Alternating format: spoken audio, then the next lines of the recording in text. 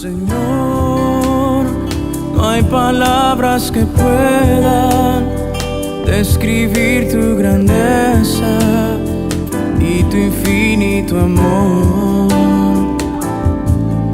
Los cielos están llenos de ti y el mar habla de tus proezas.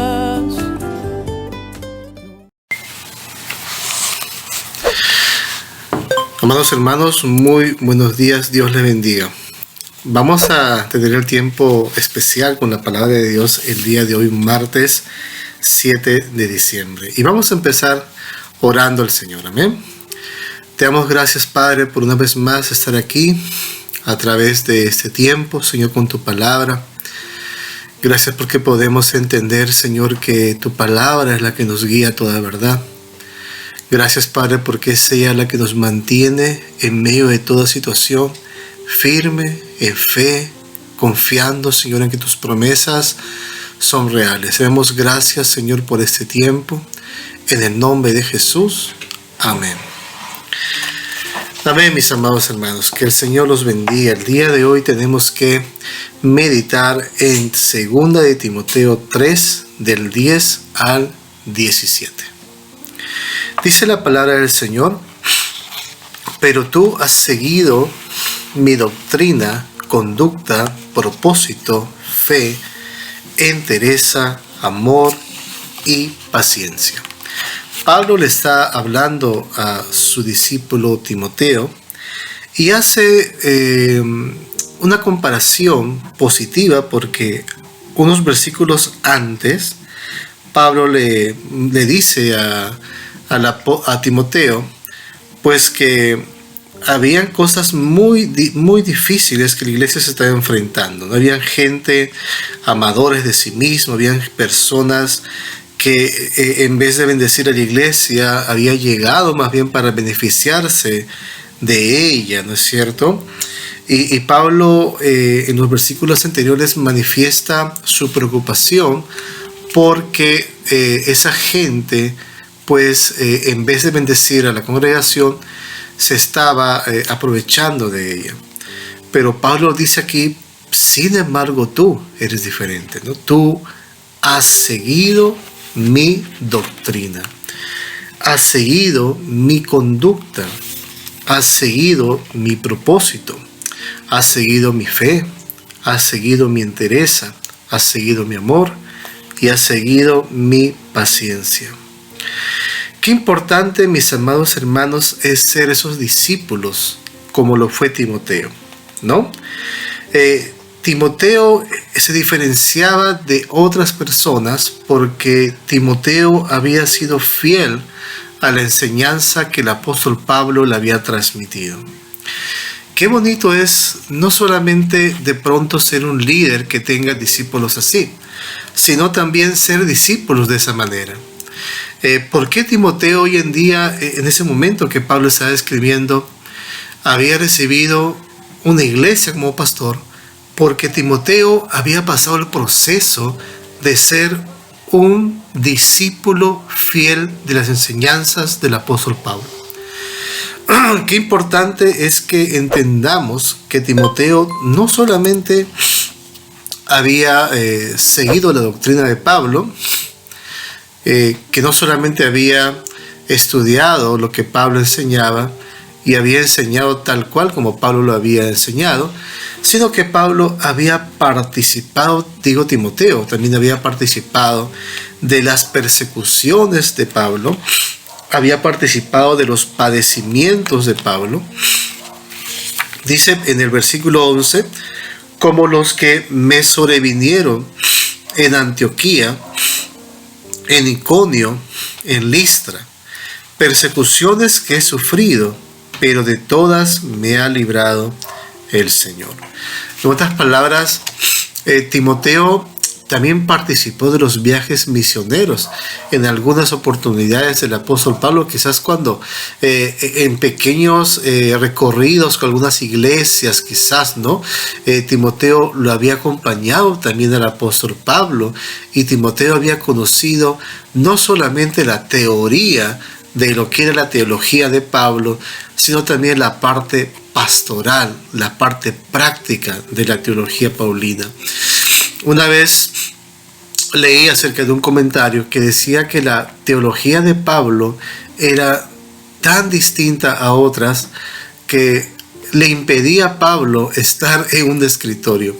La teología de Pablo era realmente vivir del evangelio, era vivir de manera práctica lo que significaba amar a los perdidos, lo que significaba amar tanto a los judíos como los no judíos.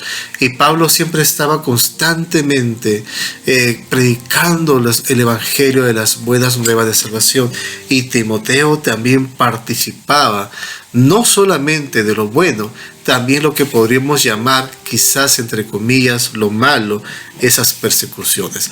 Y digo lo malo porque también las persecuciones son parte del creyente. Versículo 12 dice la palabra del Señor: y también todos los que quieren vivir piadosamente en Cristo Jesús padecerán persecución. Eso es como una especie de promesa, ¿no? Pablo lo pone bien en claro. Mis amados hermanos, ¿cuál es el fin de la iglesia? O en todo caso, ¿qué es una de las marcas de un creyente genuino en Dios? Es la persecución. Mis amados hermanos, lejos de creer que vamos a establecer el reino de Cristo en la tierra, pero en el sentido de que vamos a hacer esa iglesia que todo el mundo va a amar, lo que dice Pablo es lo contrario. Pablo dice que cuando establecemos realmente el reino de Cristo en la tierra, si somos fieles a la enseñanza de Cristo, si somos fieles a la enseñanza de las Escrituras, la verdad es que el mundo o va a ser transformado o se va a arrepentir a través del ejemplo y la predicación de la iglesia, o en todo caso nos va a amar tal como son.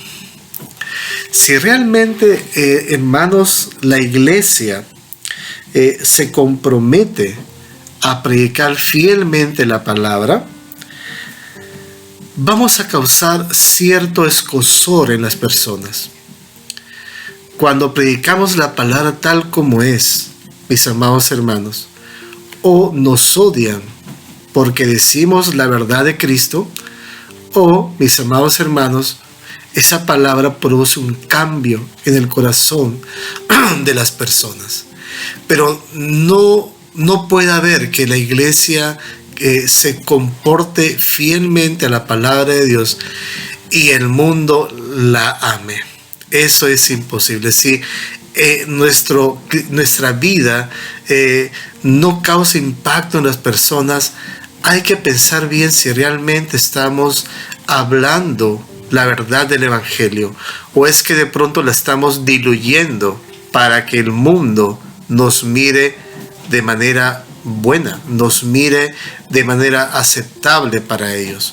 La iglesia, cuando es luz y sal, mis amados hermanos, siempre va a producir algo en el mundo. El versículo 13 dice: pero los malos hombres y los engañadores irán de mal en peor, engañando y siendo engañados. Así como Pablo dice que es inevitable la persecución para la iglesia, ya cuando nació la iglesia se enfrentó a persecuciones. Hermanos, a medida que el mundo sigue avanzando, como decía Pablo, son tiempos peligrosos. Estoy más que convencido que también vamos a enfrentar ese tipo de persecuciones.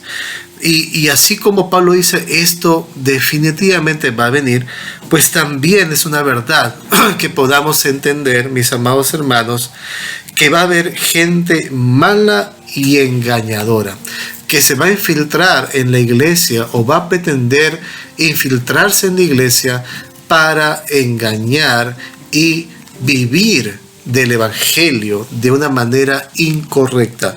Pero me interesa lo que dice aquí Pablo: los engañadores, y más adelante también los engañados. Esto es algo que siempre hay. No puede haber engañadores cuando hay gente que no es engañada. En otras palabras, mis amados hermanos, si alguien es engañado por engañadores, no se exime de culpa, sino que también es parte de un juicio que reciben por su poca dedicación a escudriñar la palabra de Dios. ¿Cuándo uno es engañado? Pues cuando es débil en las escrituras. ¿Cuándo uno es engañado? Cuando uno tiene una vida devocional delante del Señor. ¿Cuándo uno es engañado? Cuando toma en poco el conocimiento de las escrituras del Señor. Entonces, si alguien cae en los engaños de los falsos maestros, no podemos decir que son víctimas. Es parte de su falta de preparación, mis amados hermanos. Porque aquel que se prepara con la palabra de Dios es capaz de discernir cuando una enseñanza viene de Dios y cuando no la es. El versículo 14 dice: pero persiste tú en lo que has aprendido y te persuadiste sabiendo de quién has aprendido, y que desde la niñez has sabido las sagradas escrituras, las cuales te pueden hacer sabio para la salvación por la fe que es en Cristo Jesús. Dos cositas de esta parte que estamos leyendo. Uno, mantente en la doctrina. Mantente en la enseñanza que recibiste. Cuando alguien de pronto reniega de su doctrina, yo creo que básicamente es porque no la conoce. Yo creo que básicamente es porque no se ha sumergido a conocer totalmente la doctrina en el cual ha crecido. Alguien que no ha conocido bien su doctrina, de pronto viene cualquier viento de doctrina por ahí, le mueve el piso, lo endulza y dice: ah, no, esta es la doctrina que es la que estaba buscando. Pero alguien que conoce a detalle, alguien que conoce, que ha escudriñado la palabra de Dios, alguien que realmente ha sopesado cada doctrina en que ha sido formado, es capaz de mantenerse firme en esa hasta el final. Ahora, mis amados hermanos, lo que dice aquí Pablo a Timoteo: tú, Timoteo, desde niño has conocido las escrituras. ¿Qué es aquello que va a ayudar a que un niño permanezca en el Señor? No son las coreografías, no digo que está mal, no son los trabajos de pronto que hacemos con ellos, trabajos manuales, tampoco digo que está mal. Lo que realmente va a mantener a un niño en los caminos del Señor es que el niño aprenda las sagradas escrituras. Es por eso que es importante, cuando uno maneja un grupo de niños en la palabra de Dios, que la palabra nunca deje de darse. Y que la palabra sea dada de tal manera que el niño pueda entender de qué está hablando. Y que la palabra tenga su parte fundamental y principal en ese programa al cual él ha asistido. Porque de lo contrario, todo pasa, ¿no? Todo pasa. Mas la palabra del Señor nunca dejará de cumplirse. Por eso es que la palabra de Dios es importante a la hora de enseñar a los niños también. Versículo 16. Toda la escritura es inspirada por Dios y útil para enseñar, para redarguir, para corregir, para instruir en justicia, a fin de que el hombre de Dios sea perfecto, enteramente preparado para toda buena obra. Tres cosas, mis amados hermanos, para terminar este devocional. Uno, aprende la palabra. Mis amados hermanos, esto es fundamental. Si no aprendemos la palabra de Dios, estamos sin defensas, estamos raquíticos espiritualmente. 2. Enseña la palabra de Dios. Si Dios te da la oportunidad de enseñar, enseña sobre la palabra. No enseñes sobre tus logros, no enseñes sobre lo que tú has vivido. No enseñes eso, enseña la palabra de Dios. Y 3, y más importante, vive la palabra de Dios. Todo lo demás pierde sentido cuando dejamos de vivir esa palabra que enseñamos. Es importante, como dice el texto que estamos leyendo hoy en día, todo el que escucha y la pone por obra, realmente es el discípulo de Jesús. Amén, mis amados hermanos, que Dios los bendiga y vamos a terminar este tiempo devocional. Te damos gracias, Señor, por tu hermosa palabra y te pedimos, Padre, que esta palabra nos lleve más a ti, nos ayude, Señor, a conectarnos más contigo, para que de esa manera podamos, Señor, ser discípulos tuyos, fielmente preparados en toda buena obra, y que realmente, Señor, esa palabra que hemos aprendido nos mantenga firme en medio de toda situación. Te damos las gracias, Señor, en tu nombre oramos. Amén y amén. Dios los bendiga, mis amados hermanos. Amén.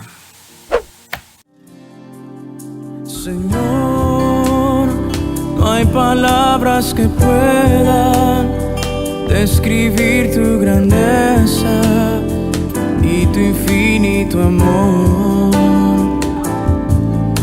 Los cielos están llenos de ti.